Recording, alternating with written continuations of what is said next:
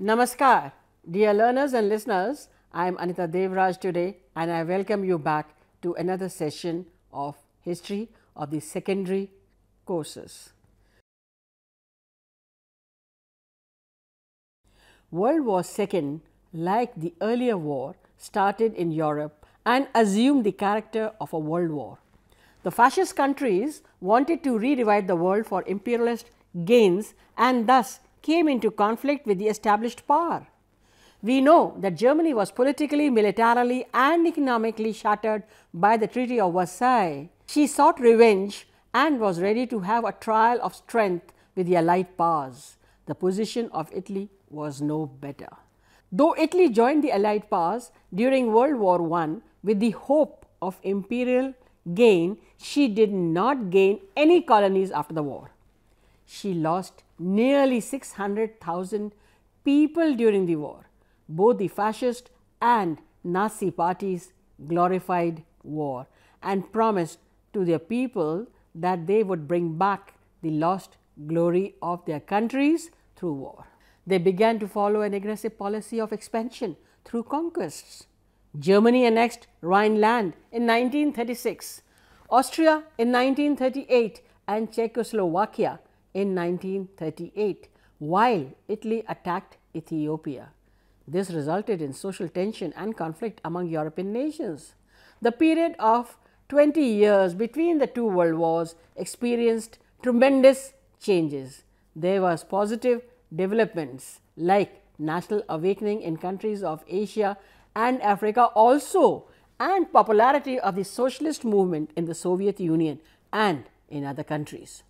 The world also saw the worst form of dictatorship in many countries of Europe, especially in Italy and Germany. A major economic crisis took place which affected almost every part of the world, particularly the most advanced countries of the West. The period also witnessed the worst economic depression in USA in 1929, which affected the economy of the entire world. After the war, a number of political movements arose in Europe which was given the name fascism. They had a number of features which were common, that is hostility to democracy and socialism and the aim to establish dictatorship. They were supported by the rulers, the upper class, aristocrats and the capitalists because they promised to save them from the dangers of socialism.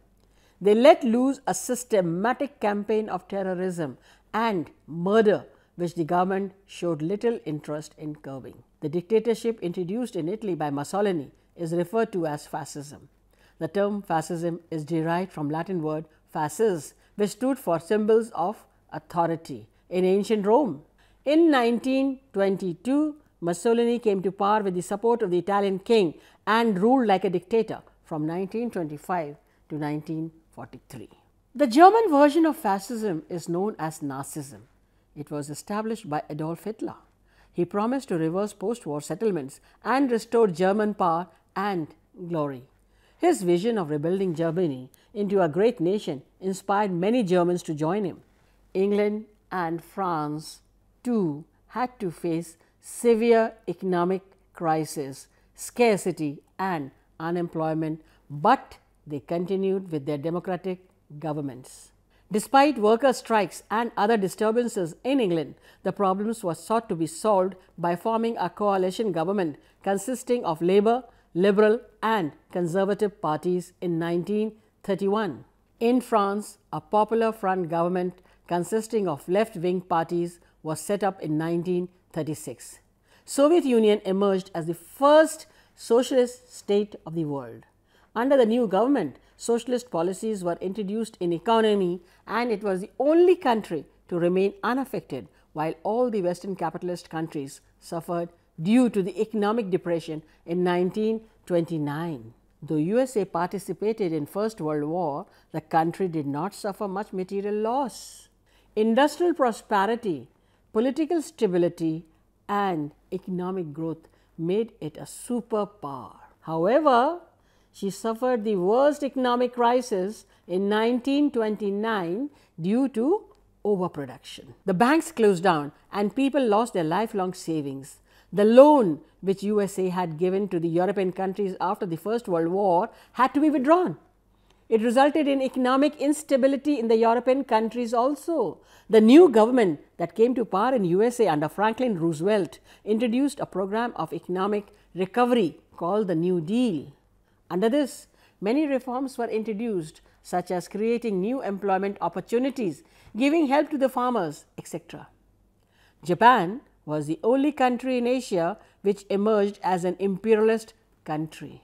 You have already read that it defeated Russia in 1905. During the period between the two world wars, Japan became a strong military power and supported fascism. She signed the Rome-Berlin-Tokyo Axis with the fascist powers. She also signed the Anti-Comintern Pact to check the spread of communism along with Germany and Italy, indicating their hostility to the Soviet Union. You can understand about the rise of Japan as a military power and also her support for fascist powers. By signing the Rome-Berlin-Tokyo Axis, these three powers committed support to each other. Japan was given a free hand to expand control in Asia and the region of the Pacific, while Germany and Italy would have a free hand in Europe. The success of the Soviet Union alarmed the Western powers. Being capitalist countries, they wanted to check the spread of communism. So, they adopted a systematic policy of favoring Italy and Germany, who were anti-communists. This policy is referred to as the appeasement policy. German army, which was restricted to 100,000 soldiers after the First World War, increased her strength to 800,000 soldiers without any protest from the Western treaty spectators. In 1937, civil war began in Spain between the popularly elected government and the fascist leader under General Franco. Hitler supplied arms and ammunition to overthrow the democratically elected government in Spain. Soviet Union appealed to England for collective action against General Franco. When the whole world sent support to the existing government, England and France did not take any action. This appeasement policy reached its climax when Hitler invited the prime ministers of Britain and France to Munich in August 1938. The Munich Pact was signed by them in 1938, allowing Germany to annex Sudetenland in the northern part of Czechoslovakia. Later, the whole of Czechoslovakia was a policy of appeasement, strengthened the fascist powers. It was now clear that Britain and France wanted Germany and Italy to act against the Soviet Union. To stall these plans, Soviet Union signed a pact with Germany by which both agreed not to attack one another. This gave her some time to prepare for future confrontation, while Germany obtained the neutrality of the Soviet Union. The scene was set for World War II when Germany attacked Poland on 1st September 1939. Britain declared war on Germany on 3rd September 1939. Now, let us look into the consequences of this war.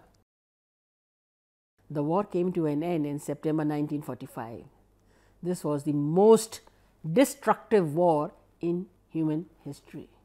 It caused unprecedented loss of life, property and resources. Big buildings were razed to the ground and thousands of people were uprooted from their homelands.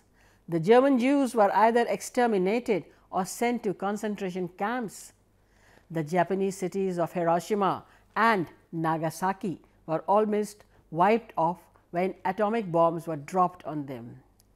The danger of nuclear holocaust was one of the major consequences of the war. Germany was divided into 4 zones, each under the control of one of the victorious powers.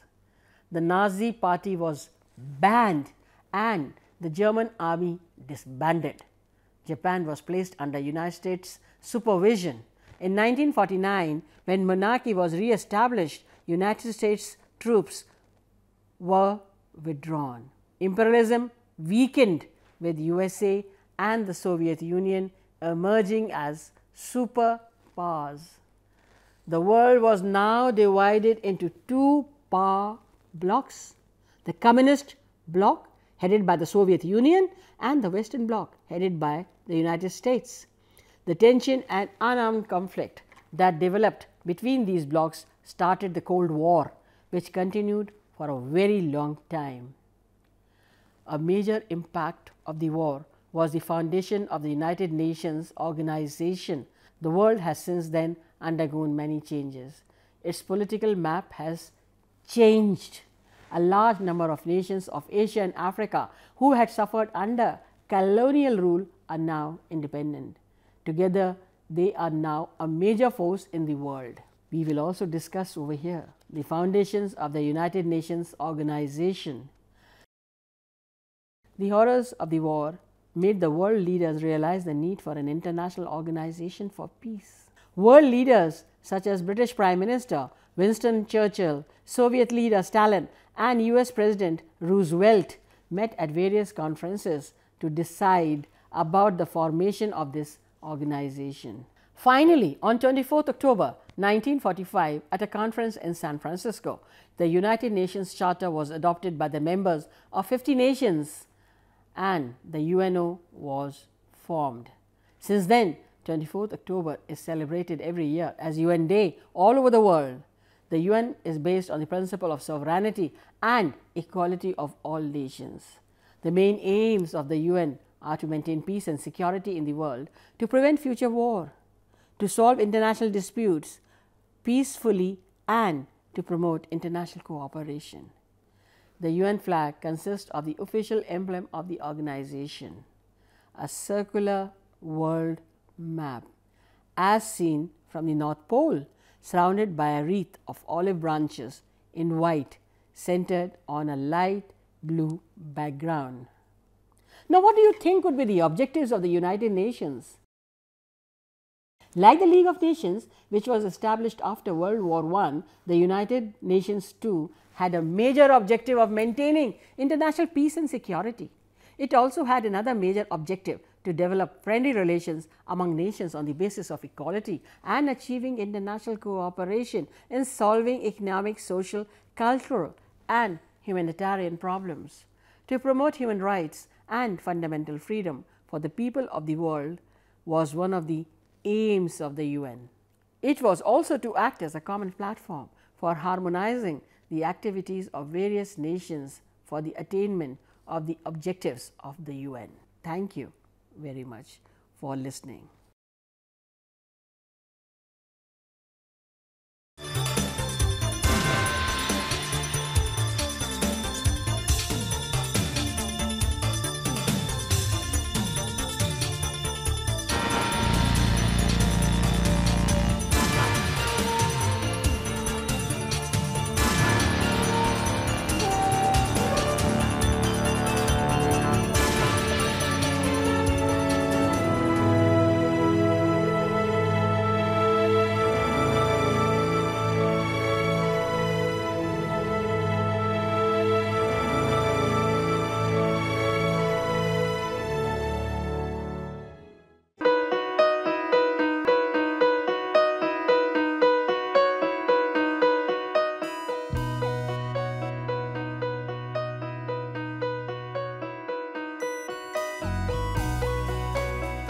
पच्चीस साल का लंबा सफर और लाखों लोगों के चेहरों पर खिलती मुस्कान, गर्व और गरिमा से जीने की प्रेरणा देती मुस्कान, आत्मसम्मान और विश्वास से पैदा हुई मुस्कान।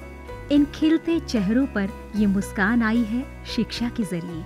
ये मुस्कान आई है national institute of open schooling यानी NIOS के जरिए। National institute of open schooling या राष्ट्रीय मुक्त विद्यालयी शिक्षा संस्थान, इस संस्थान का एक बड़ा उद्देश्य है आम आदमियों के जीवन को बेहतर बनाना। ऐसे लोग जिनके लिए शिक्षा एक दूर का सपना है या वे बच्चे जो परिवार की रोजी रोटी कमाने के लिए बीच में ही स्कूल छोड़ने पर मजबूर हो जाते हैं। NIOS ऐसे बच्चों और बड़ों को दोबारा शिक्षा से जुड़ने का मौका मुहैया कराता है। ताकि वे एक बेहतर जीवन जी सकें। 1989 में स्थापना के बाद NIOS ने देश के लाखों बच्चों और वयस्कों को बेहतर शिक्षा से जोड़ा है। इनमें हर उम्र, हर पृष्ठभूमि, हर जाति, हर मजहब और हर क्षेत्र के लड़के लड़कियां, महिलाएं और पुरुष शामिल हैं। बढ़ई से लेकर पायलट, डॉक्टर, इंजीनियर, बेकर और दर्जी तक NIOS कोशिश कर रहा है सबको शिक्षित और सशक्त बनाने की, चाहे वो असम के दूर दराज इलाके में रहने वाला हो या फिर मुंबई जैसे महानगर का। NIOS ने अपनी मौजूदगी हर जगह दर्ज कराई है। NIOS ने शिक्षा की परंपरागत सोच को ही बदल दिया है। वो पढ़िए जो हम पढ़ाते हैं की जगह NIOS की नई सोच है, हम वो पढ़ाते हैं जो आप पढ़ना चाहते हैं। इस नई सोच ने लोगों को आगे बढ़ने और NIOS के साथ जुड़ने के लिए प्रोत्साहित किया है। शिक्षा उपलब्ध कराने के मामले में NIOS किसी सीमा को नहीं मानता, उम्र की सीमा को भी नहीं। चंडीगढ़ के गणेश के लिए भी NIOS एक वरदान साबित हुआ। NIOS शारीरिक रूप से अक्षम बच्चों को भी बेहतर शिक्षा मुहैया कराने के लिए पूरी तरह प्रतिबद्ध है। ऐसे बच्चों के लिए शिक्षा न केवल रोजगार के द्वार खोलती है, बल्कि उन्हें आत्मविश्वास और गर्व के साथ जीना भी सिखाती है। NIOS खेल के इन सितारों को उनकी सुविधा और समय के अनुसार बेहतर शिक्षा उपलब्ध कराता है। मेरी कॉम, सोमदेव देववर्मन, देविका रेबेका पल्लिकल, अरमान इब्राहिम, प्रद्युमन प्रकाश और अमयजोत सिंह। NIOS सीमा पर खड़े उन प्रहरियों को भी शिक्षा से लाभान्वित करता है जो देश की सुरक्षा के लिए अपनी जान की बाजी लगाने से भी नहीं चूकते। सच तो ये है कि NIOS की पहुंच हर ओर रहती है, चाहे वो दूर दराज के आदिवासी हो या जेल की कोठरी में बंद कैदी या फिर ग्रामीण और शहरी क्षेत्रों के गरीब निवासी। देश में कहीं भी कोई भी व्यक्ति, स्त्री, पुरुष, लड़का, लड़की, अमीर, गरीब शिक्षा से वंचित न रहे। राष्ट्रीय मुक्त विद्यालयी शिक्षा संस्थान का यही मिशन है। राष्ट्रीय मुक्त विद्यालयी शिक्षा संस्थान पूरे देश में शिक्षा के साथ साथ कौशल विकास के क्षेत्र में बहुत सारे कोर्सेज दे रहा है। लगभग 100 से ज़्यादा कोर्सेज हैं। हम दूर दराज के गांव में अपने संस्थान बनाते हैं और वहाँ के बच्चों को, वहाँ के बच्चियों को, वहाँ के वयस्कों को हुनर के क्षेत्र में शिक्षा पहुँचाते हैं।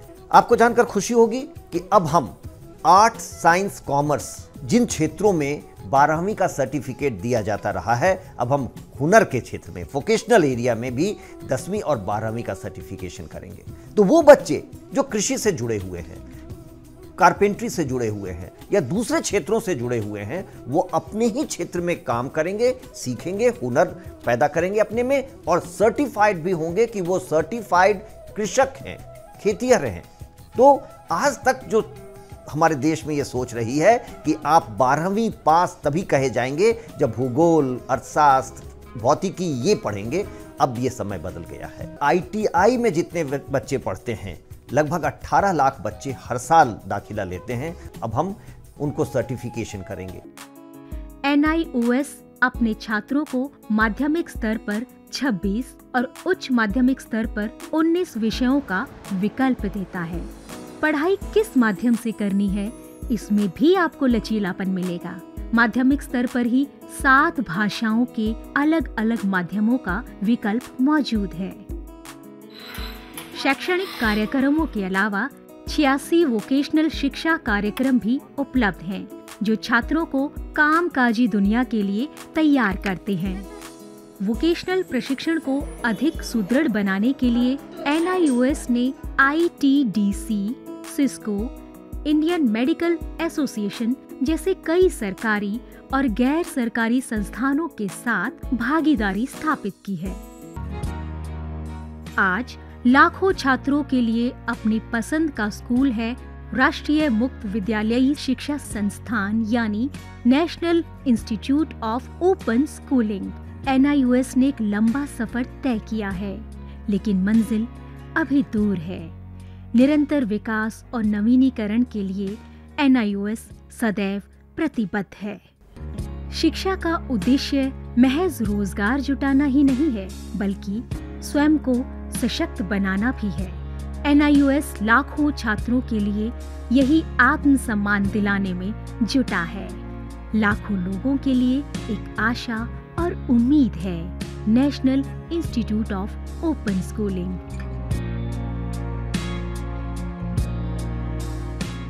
शिक्षा सबके लिए, कहीं भी, कभी भी।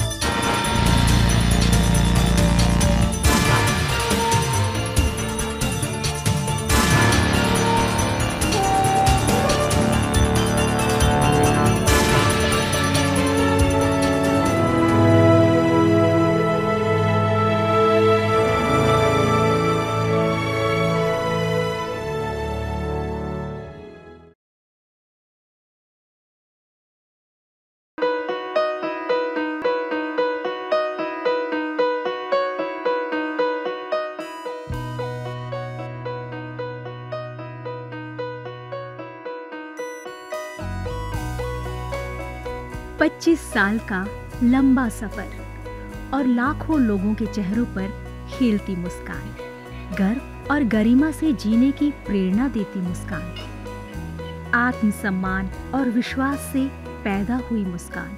इन खिलते चेहरों पर ये मुस्कान आई है शिक्षा के जरिए।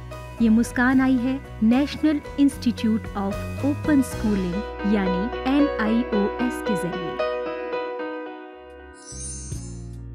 National institute of open schooling या राष्ट्रीय मुक्त विद्यालयी संस्थान, इस संस्थान का एक बड़ा उद्देश्य है आम आदमियों के जीवन को बेहतर बनाना। ऐसे लोग जिनके लिए शिक्षा एक दूर का सपना है, या वे बच्चे जो परिवार की रोजी रोटी कमाने के लिए बीच में ही स्कूल छोड़ने पर मजबूर हो जाते हैं। NIOS ऐसे बच्चों और बड़ों को दोबारा शिक्षा से जुड़ने का मौका मुहैया कराता है ताकि वे एक बेहतर जीवन जी सकें।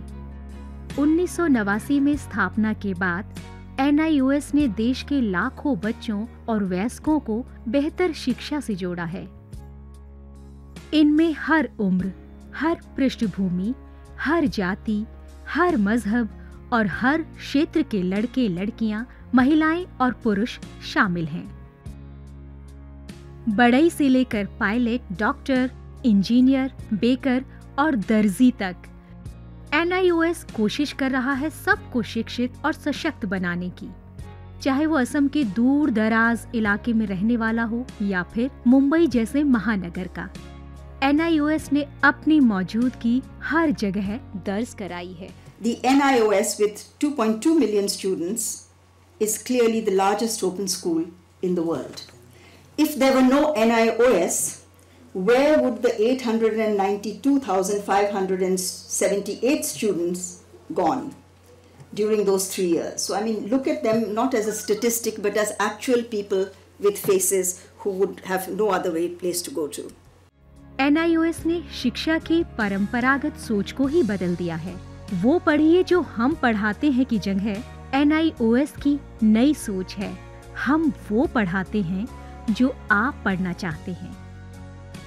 इस नई सोच ने लोगों को आगे बढ़ने और NIOS के साथ जुड़ने के लिए प्रोत्साहित किया है। शिक्षा उपलब्ध कराने के मामले में NIOS किसी सीमा को नहीं मानता, उम्र की सीमा को भी नहीं। I am going to talk about a lady. She is about 88 years old. She met me recently. She has written a book. Name of the book, Bride at 10, Mother at 15, MA at 80. I was astonished to know the indomitable spirit of the mother and she had great aim which was fulfilled at the age of 80. Her desire was to acquire a master's degree in her lifetime. She worked and worked and worked, while taking care of during her daughter's childbearing. With all the family's commitment, she was proud to announce everywhere that she is appearing for a MA degree at the age of 78. Maharashtra के एक छोटे से गांव में रहने वाला Sachin Jadhav NIOS ऐसे लोगों के लिए भी बेहतर शिक्षा उपलब्ध करा रहा है।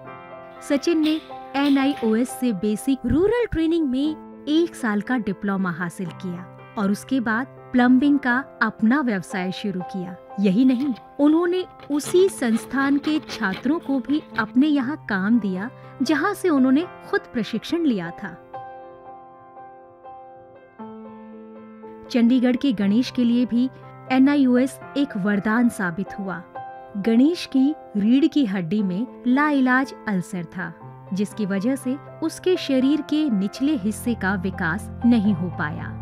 उसने NIOS में सेकेंडरी कोर्स के लिए पंजीकरण कराया और घर पर ही कड़ी मेहनत की।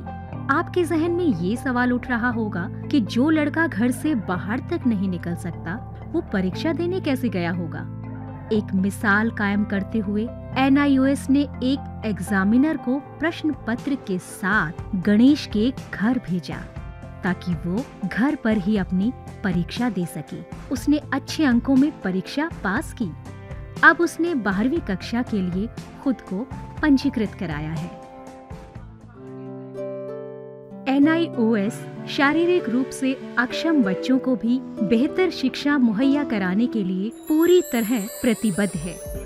ऐसे बच्चों के लिए शिक्षा न केवल रोजगार के द्वार खोलती है, बल्कि उन्हें आत्मविश्वास और गर्व के साथ जीना भी सिखाती है। इन बच्चों के चेहरों की मुस्कान एक सबूत है इस बात का कि NIOS बेहतर शिक्षा के लिए कितने प्रयास कर रहा है। कहावत है, एक लड़के को पढ़ाने का अर्थ है एक इंसान को पढ़ाना और एक लड़की को पढ़ाने का अर्थ है पूरे परिवार को पढ़ाना। NIOS के लिए शिक्षा को बढ़ावा देने का एक अत्यंत अहम क्षेत्र है लड़कियों की शिक्षा। NIOS के प्रयासों से अकादमिक कोर्सेज में दाखिला लेने वाली लड़कियों की संख्या में लगभग 30% का इजाफा हुआ है। आने वाले सालों में ये संख्या और बढ़ेगी। देश में एक भी व्यक्ति अशिक्षित ना रहे, इस लक्ष्य को ध्यान में रखकर NIOS द्वारा अल्पसंख्यकों को बेहतर शिक्षा उपलब्ध कराई जा रही है। इसी के मद्देनजर NIOS ने मदरसों, मकतबों और दारुल उलूम को सहायता और समर्थन दिया है। इस प्रकार भारत सरकार की शैक्षिक योजना scheme for providing quality education in मदरसास या SPQEM में सहभागिता कर रहा है। NIOS का एक अन्य अहम कार्यक्रम है हुनर, जो मुस्लिम लड़कियों को शिक्षा मुहैया कराता है। हुनर के तहत लड़कियों को वोकेशनल ट्रेनिंग या व्यावसायिक प्रशिक्षण दिया जाता है। इसके द्वारा उन्हें आजीविका प्रदान करने के लिए तमाम तरह के कौशल सिखाए जाते हैं। खेल एक ऐसा क्षेत्र है जिसमें बुलंदियां हासिल करने के लिए खिलाड़ियों को लंबा समर्पण और कठिन प्रशिक्षण जरूरी होता है। इस क्षेत्र में व्यक्ति को औपचारिक शिक्षा के लिए बहुत कम समय मिलता है, लेकिन खेलों के नायक दुनिया में देश का नाम ऊंचा करते हैं। NIOS खेल के इन सितारों को उनकी सुविधा और समय के अनुसार बेहतर शिक्षा उपलब्ध कराता है। मेरी कॉम, सोमदेव देववर्मन, देविका रेबेका पल्लिकल, अरमान इब्राहिम, प्रद्युमन प्रकाश और अमय जोत सिंह